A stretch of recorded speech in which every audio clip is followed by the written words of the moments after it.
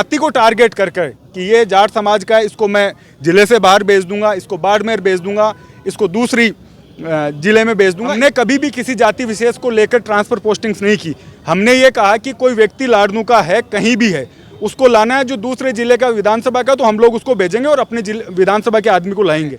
लेकिन आप कर्मचारियों में भय बनाकर अगर राजनीति करना चाहते हो, कर्मचारी आज जो बैठा वो किसको जीता दे, किसको हरा दे, लेकिन आप जातियों को टारगेट करके काम करोगे तो पीछे भी आपने मात खाई है और आगे भी जनता आप लोगों को स्वीकार नहीं करेगी।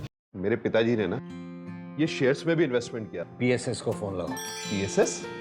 ये आपके फिजिकल शेयर्स को डिजिटल करते हैं। PSS physical share solution. जैसा नाम वैसा काम। देखिए, डीडवाना कुचामन जिला बनने के बाद पहली मेरे को लगता है ये दिशा कमेटी की मीटिंग है और सांसद साहब हनुमान जी बेनीवाल खुद यहाँ उसके अध्यक्ष हैं और जो मेंबर बनाए गए हैं उनको और जनप्रतिनिधियों को लेकर अंदर मीटिंग चल रही है। और मुख्य तौर पर पानी, बिजली और जिस तरीके से पिछले एक साल में इस डीडवाना कुचामन नागौर की जनता त्रायमान है, लगातार जो समस्याएं हैं उनको लेकर आप लोग यहाँ देख सकते हैं कितनी संख्या में लोग यहाँ आए हैं और सब लोग अपनी अपनी समस्या लेकर, अपनी अपनी शिकायतें लेकर यहाँ पहुँचे हैं। तो जिस तरीके से ज़िले में माहौल है, भाजपा के नौसिखिया लोगों के हाथों में जिस तरह से भाजपा सरकार ताकत देकर इस ज़िले का नुकसान कर रही है, लोगों का नुकसान कर रही है, उन मुद्दों को लेकर, सभी मुद्दों को लेकर अंदर बात हुई है। और विशेषकर मैं मीडिया के माध्यम से ये बात उठाना चाहूँगा, आप सभी लोग यहाँ हैं, कि जिस तरीके से पीछे जो ट्रांसफ़र पोस्टिंग्स हुई है उसमें एक समाज विशेष के लोगों को, धर्म विशेष के लोगों को निशाना बनाकर जिस तरीके से लाड़नू डीडवाना में ट्रांसफ़र पोस्टिंग्स हुई है।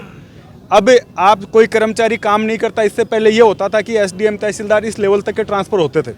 लेकिन अब जिस तरीके से एलडीसी, बाबू, लाइनमैन, जो लैब टेक्नीशियन है, जिस तरीके से एक जाति विशेष के लोगों को निशाना बनाकर विशेषकर लाड़नू में जो ट्रांसफ़र पोस्टिंग्स हुई है, ग्राम सेवक, इन सब लोगों की, और मैं उन लोगों से पूछना चाहता हूं कि कोई लाड़नू का आपका अधिकारी, कर्मचारी बाहर है तो आप उसको लाइए, हम उसका स्वागत करते हैं। बाहर का व्यक्ति भेजिए या जिनसे आप लोगों को शिकायत है, लेकिन सिर्फ आप जाति को टारगेट करके कि ये जाट समाज का है, इसको मैं जिले से बाहर भेज दूंगा, इसको बाड़मेर भेज दूंगा, इसको दूसरी जिले में भेज दूंगा, इस तरीके की एक जो पिछले समय में एक माहौल बना है वो निंदनीय है। इससे पहले हम भी सत्ता में रहे हैं, कांग्रेस का राज रहा है, विधायक थे पिछली बार भी, और आज भी हमने कभी भी किसी जाति विशेष को लेकर ट्रांसफ़र पोस्टिंग्स नहीं की।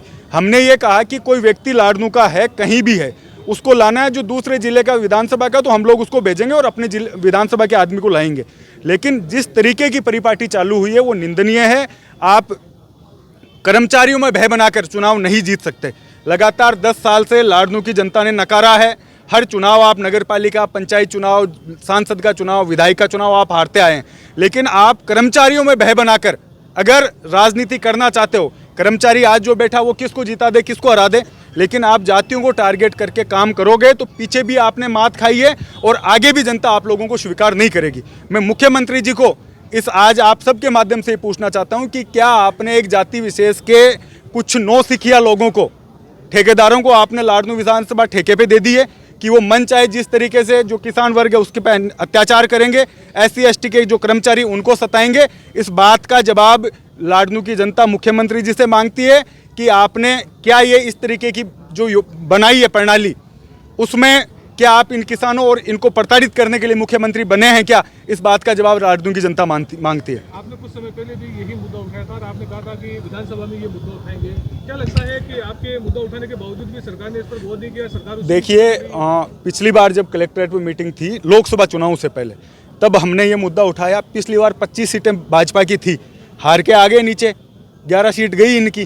तो अभी भी अगर ये सोचते हैं कि इस तरीके से राजनीति करके, भय बना के, जाति विशेष के लोगों को आप प्रताड़ित करके अगर सत्ता राज करना चाहते हो तो ये आंदोलन भी बनेगा। जो कर्मचारी है आज वो किसी भी जाति धर्म का हो, वो राज का अधिकारी होता है, राज का कर्मचारी होता है। लेकिन कुछ लोग ये चाहते हैं कि वो हमारी गुलामी करें, तब हम उनको रखेंगे। और लिस्ट बनाकर जिस व्यक्ति को जानते भी नहीं है, जो गांव में एक लाइनमैन का बिजली का काम कर रहा है, उसको आपने बाहर भेज दिया। जो LDC उसको आपने बाहर भेज दिया। जो पीछे कुछ समय पहले प्रोवेशन पर जिनका भी कार्यकाल ही पूरा नहीं हुआ, उन लोगों के ट्रांसफ़र पोस्टिंग्स कर दिए गए। पीछे इनको मात खानी पड़ी, हमने मुद्दा उठाया तो, और आगे भी इन लोगों को जनता इस तरीके से भय बनाकर ये राज नहीं कर सकते। इन लोगों को समझना पड़ेगा कि ये सामंतवाद और जो पहले जो राजशाही थी वो नहीं है, ये लोकतंत्र है। इसमें आप जनता के वोट से ही चुन सकते हैं, आप किसी के पेट से पैदा होकर आप राजा नहीं बन सकते। गत दिवस मुख्यमंत्री ने जो बीजेपी के जो प्रत्याशी रहे, जिनमें जीते हुए और हारे हुए सभी हैं, उनकी एक मीटिंग बुलाई, उनसे संबंधित विधानसभा के संबंध में चर्चा की। क्या इसी तरह की मीटिंग कभी आप विधायकों के साथ भी की गई है?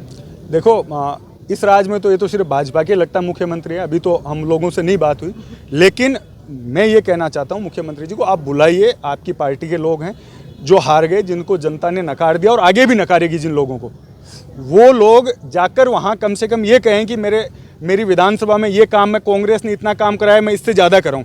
पिछला एक बजट है, एक ईंट के लगा नहीं पाए, और जो काम हमने कर दिए उन कामों के जाके पत्थर वहाँ लगा रहे हैं, हर झंडियाँ वहाँ दिखा रहे हैं। तो जिन लोगों को मैं स्वागत करता हूँ मुख्यमंत्री जी का, जनप्रतिनिधियों से वो मिले हैं, लेकिन कम से कम वो ये निर्देश दें कि लोगों में भय बनाने की बजाय वहाँ के डेवलपमेंट के काम है, लोगों की सुविधा के लिए जो काम है, पानी बिजली से त्राहिमाम है, लोग धरनों पर बैठे हैं, उनकी सुध ले वो, न कि इन ट्रांसफर पोस्टिंग करके सरकारी कर्मचारियों में भय बनाए।